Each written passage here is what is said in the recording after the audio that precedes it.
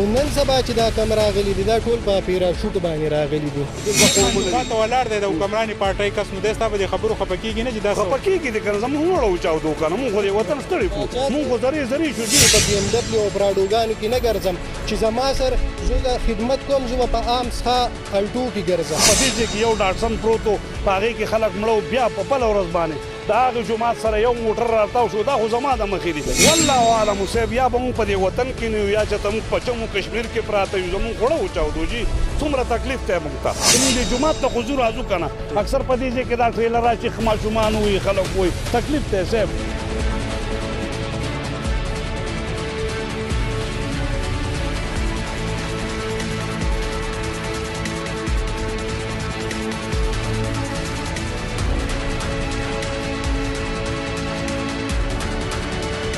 عادلزیب خان ستاسو په دې کلي کې دا د مرګ کوې او دې پل بېشماره خلک ووجل هپایچ شول ګاډي پکې تباه او برباد شو دا ستاسو د وړاندې دا کېږي ولې په دې کې د حکومتي مشندري ناکامه ده ولې دا برج نه جوړېږي؟ اعوذ بالله من الشیطان الرجیم بسم الله الرحمن الرحیم.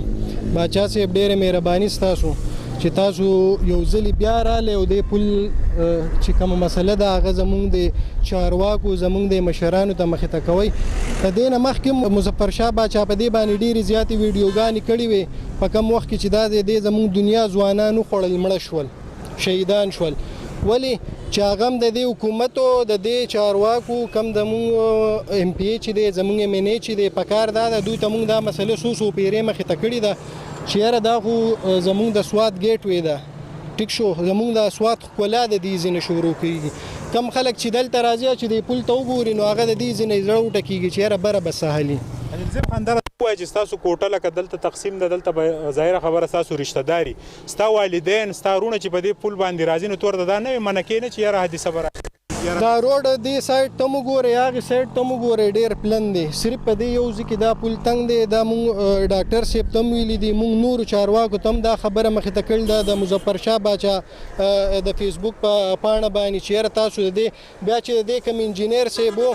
که نه د هغه سره مونږ د دې خبره کړې وه ولې چې دا د غریبانانو خلکو کورونه یې وران کړل او یو پل چې دی دا یو پل دو په 8 کاله کې دوی رغ نه کو. عادلزیب خان ستاسو حکومت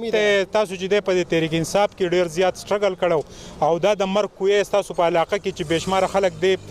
ګاډي هم تباه او برباد کړل خلک پکې هم ستاسو د علاقې داود پکې هم مړ دی دغه هلک چې دی هم زخمي دی نو دا ولې ناکامي ده تاسو ته د کم ځای نه مسټیک؟ باچا صاحب مونږ خو چې دی که نه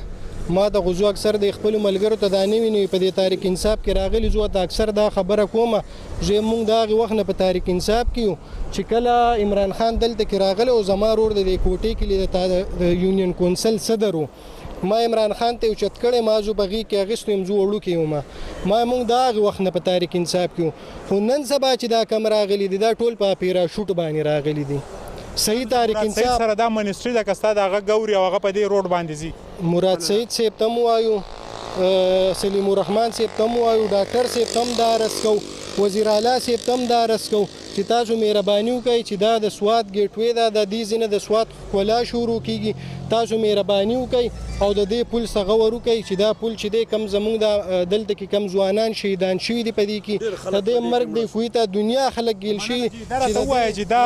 د کوټې دا پل چې دی اوس مونږ ریپورټینګ له راتلو زه په خپله په یاره رالم دا مشران مانځله ځي تاسو د مانځه نه رالی نو تاسو یاره محسوس کوئ په خپله ډېر تکلیف دی صاحب مونږ ته مونږ په ګنټو ولاړ وړه مو شین شي بیا اکثر دا ګاډي دا ماشومان هم وایي یو شپه 12 بجې و غرب نارې شو چې کله نارې شو زه تیزې له راورسېدم په دې ځای کې یو ډاټسن پروت و په هغې کې خلک مړه بیا په بله ورځ باندې د هغې جومات سره یو موټر راتاو شو دا خو زما د مخې دي خره ګاډي راتاویږي هغې کې خلک مري یوه قصه روانه ده ټریلر راشي یو ټرک دواړه یو ځای بل ځای وجنګېږي یو بل سره ډېر تکلیف دی صاحب مونږ ته سوات ګیټ وی او دا د په ټوریزم کار کېږي میلمانه راځي او تاسو بالکل د سوات په باونډرۍ باندې تاسو د پل دا فریاد ولې خلکو نه دی اورېدلی؟ والله اعلم صاحب یا به مونږ په دې وطن کې نه یو یا چې ته مونږ په جمو کشمیر کې پراته یو زمونږ خوړه وچاودو جي څومره تکلیف دی مونږ ته پکار دی زمونږ د اواز واوري که نه جي چې دا خلک ډیلي دلته مري ولې مري مونږ خو دا وینو چې د کوټې خلک چې دی په زراعتو کې یو لوی حیثیت لري دنیا خلکو له روزګار ورکړی د ملک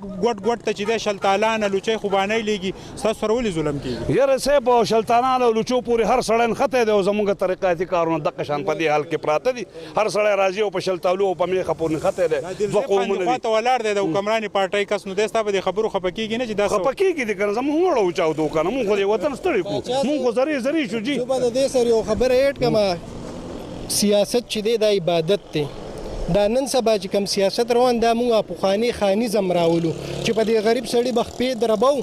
نور سیاست چې دی دا خدمت دی. که څوک په دې د سیاست په معنی پوهېږي که نه، سیاست خدمت دی. تو د عوامو خدمت وکړې. زه دې په بي ام ډبلیو او پراډوګانو کې نه ګرځم چې زما سره زه د خدمت کوم، زه به په عام څخه الټو کې ګرځم. نو صحیح وایي، بالکل دا حقیقت دی جی، حقیقت. او زما غریب سړی دی دلته کې په 800 روپۍ چرک شو، دا غریب سړی به څه کوي؟ ما بله خبره اورېدلې وای دا پل د لاندې نه ختم دی هسې پورې سیمټ. بالکل چې د دې نه مخکې خلک راغی او په دې کې سیمټونه میمټونه واچول، وټې ورته ور واچولې. مونږ محکمې ته چغې ووالې صاحب چې مهرباني وکړه دا شی مونږ له نوی جوړ کړه، د دې مې منظور. ټرک ته تو ګورې دی چې دونه سپیډ کوي لایټونه دا لګولي دي. او جی دا مخکې دلته پل تنګ دی، د دې دپاره چې څه انتظامات ستاسو د پولیسو له طرفه وشي. مونږ وایو چې دې ته خو کم سې کم یو پولیس دلته ولاړ یا دوه کسان، یا په دې ځای کې مونږ ته یو پټلۍ جوړه کړي چې مونږ دې جومات ته خو ځو راځو که نه. اکثر په دې ځای کې دا ټریلر راشي، ماشومان وي، خلک وي، تکلیف دی صاحب.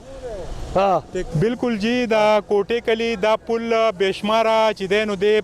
لاشونه دي چې دی زخمیان دي چې دی ګاډي تباه کړل.